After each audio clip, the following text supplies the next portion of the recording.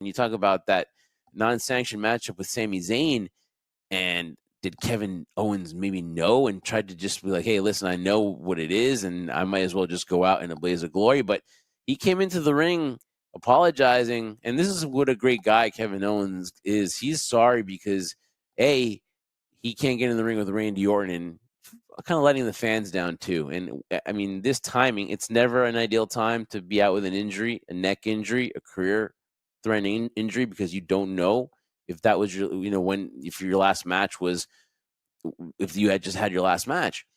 But it's never ideal. But for him to come out there and apologize to the fans and stuff, I mean, that was crazy. And you maybe those matches took a toll on Kevin Owens, because that was a lot. I mean, that last matchup with Sami Zayn was crazy, man. And he went all out, him and Sami. And now the question is, first of all, we wish Kevin Owens speedy recovery, and we hope that, that he can come back. But it sucks for him. It sucks for this matchup too. As a fan, I wanted to see Kevin Owens and Randy Orton, and now we don't. And Randy Orton is left without a WrestleMania opponent. We maybe kind of got a hint of who it could be after he RKO's Nick Aldis, of all people, who just told him basically, you ain't got a match at WrestleMania. So with all that, Chancellor, and you're letting it sink in, how much, does this suck if you're, to being a fan of Kevin Owens and everything he sacrificed for the business and for us, and then just knowing that we're not going to get this match? Wow, a lot to dissect there. Let me start by saying this, Jeff. When you and I cover this amazing, called sports entertainment, whatever you want to call it, that we've grown up watching, admiring so much. When you're young, you think these guys, they're superheroes. They your chance of going on all the time and fight forever, and you just wish they stay young all the time. They never age, and they never stop, right? In scenarios like this, and very, very similar scenarios, let's say with Edge, with listen, I'll be professional here when I say with Daniel Bryan. You see the human side of it, that as much as you love the action in the ring and the storylines, these are human beings. And so you appreciate the sacrificing they do, not only in terms of the travel schedule and the chaotic life that it is, but also the abuse their bodies go through. So with Kevin Owens, it's like the thing I love the most about Kevin Owens, and I still do, I'm not saying him in past tense, is the fact that he gives everything, like he said in his promo. He gives everything he has in the ring, in a performance, whether it be physical or a promo, and you feel that from Kevin. So it was really sad to hear that, and part of me kind of wanted to hope and pray that it was, they're pulling a Mark Henry here, where it was like a storyline where this is Kevin trying to avoid, going into a match for Randy Orton because he didn't want to get punted in the head. And I was just waiting for that moment where, Kevin was going to turn, that moment between him and Randy on the apron. I was hoping maybe, Randy walks in and here comes Kevin attacks. It was all a lie to distract Randy. I was hoping for that. That wasn't the case now. So yeah, part of me as a fan, like I said, I was looking forward to this match. I even told you when it happened, like, oh man, that was one I was really looking in terms of how they were going to develop it, because it was building up so well. The history, what Kevin did to him, giving them the pile driver, and then, Randy hearing the voices now. But that's beside the point. It's about the future of an individual who you can definitely tell from before even he was in WWE, loves this business, loves this industry. And so you just hope, like you said, for a speedy recovery. Health is first and foremost. In terms of any type of neck surgery, you're thinking neck fusion now because of, discs in the neck. So, like I said, he's very vague in when he might return or if he might return, especially Nick Aldis mentioned it before he introduced Kevin Owens in. So I just wish Kevin Owens nothing but the best. Hopefully everything goes well with the surgery he's going to get. The quality of life is more important. If he never steps in the ring again, not that I'm speculating that because I don't know any more information, Jeff, than you do. What a career. What a great career. Again, that's not neither here nor there, but man, thank you so much, Kevin Owens. As for Randy Orton, what he did there, and listen, Nick Aldis has been one to say that he's been interviewed several times, them asking, do you ever have the feeling of wanting to get back in the ring? And he's mentioned how happy he is in his position right now, and now he doesn't really have it, but he's hoping to have an opportunity. What?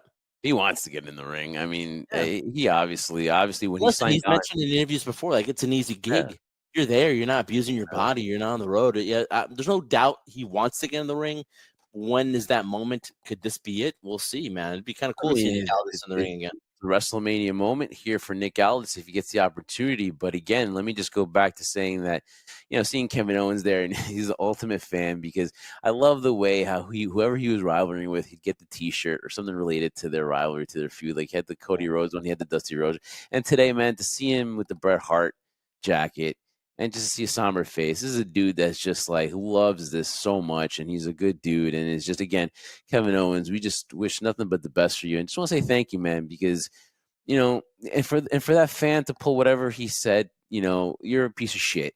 Let's be honest. And if Kevin Owens came out there and dragged you out and beat your face in, I mean, you deserved it because you took away a moment from the guy, because that could have been it, dude. And instead of saying thank you, you had to be a douchebag. So, F off. And, there's no place like that. And you make Chicago look bad, because that's a great town. That's probably the best wrestling town. And for one piece of shit to do that, it just sucks for that. But Kevin Owens, we wish you speedy recovery. And hey, Nick Aldis, there's a lot of ways to go with it, but if you go back to long-term storytelling, there's a little bit of issue between Nick Aldis and Randy Orton. And hey, why not, man? Nick Aldis will not listen. Nick Aldis will go down as one of the best general managers that they've had on either Raw and SmackDown, and he's done a tremendous job. I love Nick Aldis in his role, but listen, man, this guy, former NWA champion, to have one match in WWE, to be a WrestleMania against Randy Orton, man, how could he pass that up, Trendsetter?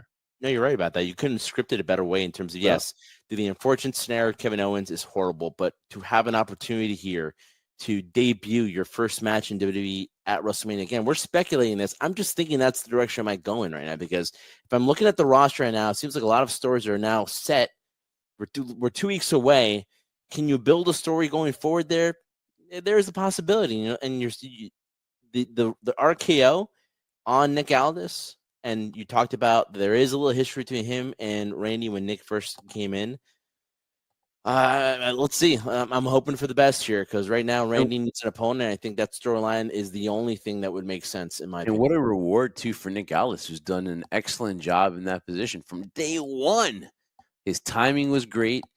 The way he deals with the talent, his presence, the way he dressed. I mean, that goes with the presence, but he's just been a tremendous asset for WWE. And what a way to get rewarded. Yes, it's unfortunate circumstances the way it went about. But then again, though, like, congratulations to Nick Aldis. If that is the way they go to, Nick Aldis will get an opportunity, hopefully, fingers crossed, to take on Randy Orton. Because Randy Orton's going to get a match at WrestleMania. So you just can't leave Randy Orton off. And think about the long-term storytelling, though. There is a story there. So you can immediately go into it, then give somebody else from the back locker room just to have a match at Mania.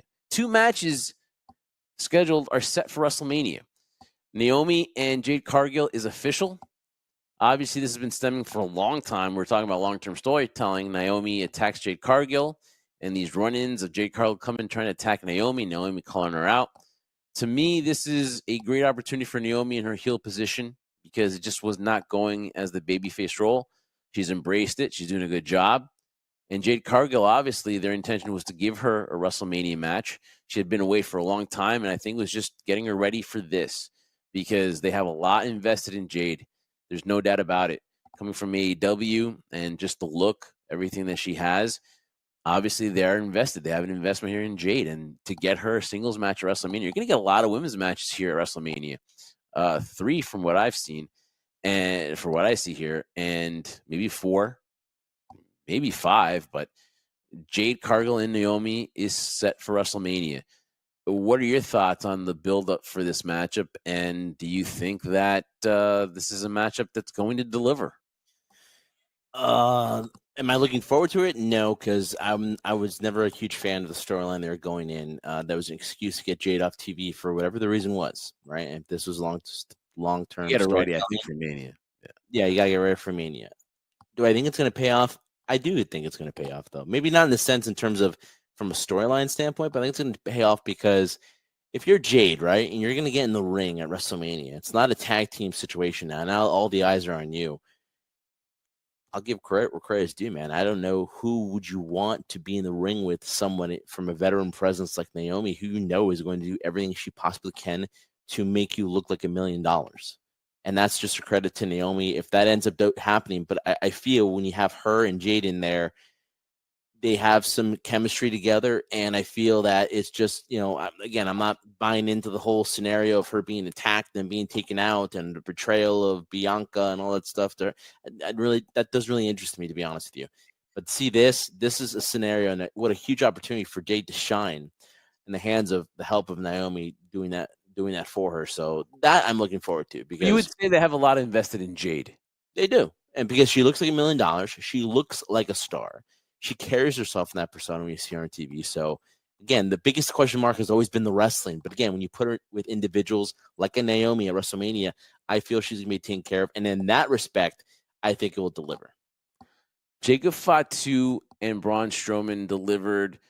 And this is where I think WWE has always been known for the land of the big men and how they handle their big men. And you have two very talented stars. And listen, Braun Strowman is underrated because he's done a great job in pushing Jacob Fatu and making him a star. Let's credit Braun Strowman for the last series of matches that they've had, because they've been enjoyable, and I've been looking forward to these matches. And this last man standing was probably the best one out of them all, where Braun basically made Jacob. I mean, Jacob right now, if you want to, I guess, throw a masterclass on how to build somebody, it's been Jacob Fatu. I can't say about Solo Sikoa because they've dropped the ball with Solo. He's just become now a sidekick, and it's eventually going to be a sidekick now to Jacob. And Tama Tonga, I'm not a fan of the loss to LA Knight. I think Tama has lost steam, and it's no fault of his own. But back to Jacob, though, he's been made this huge star. He's been booked tremendous, and now he gets a shot at the United States title at WrestleMania.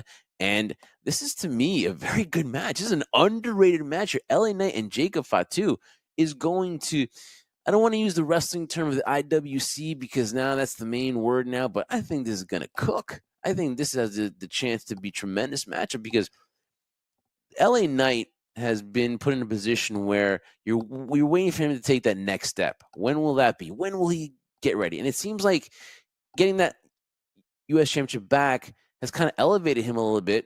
Never been an issue with the promo. It's just been like, do they believe?